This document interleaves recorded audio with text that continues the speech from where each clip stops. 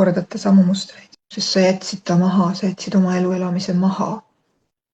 Näidatakse pilti, kus ma olen oma elu pannud täielikult kõrvale. Ma isegi ei ole sinna vaadanud, ma ei ole isegi sinna kiiganud, ma ei ole isegi sinna pööranud pilku, ma ei ole isegi selle peale mõelnud, vaid ma olen ta lihtsalt pannud kõrvale.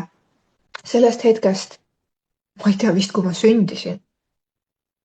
Ja see minu elu on lihtsalt elutu ja selle ajaga, sest ma pole sinna isegi kõndinud, ma pole sinna isegi astunud, ma pole seda isegi kastnud. Ja see on ära surnud. Ma näen seda niimoodi, seal on nagu mingid puud, aga nad on vaata nagu elutu puu, mis enam ei võta juuri alla või nagu täiesti nagu.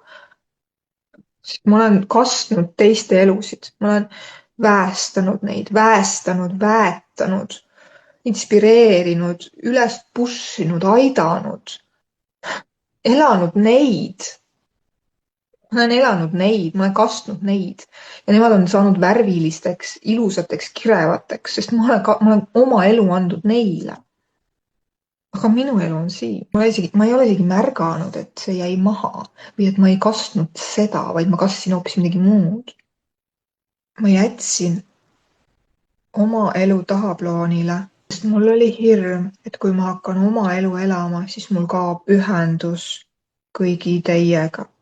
Kõikide inimestega, kõikide oma perekonna inimestega, kõikide oma lähedastega.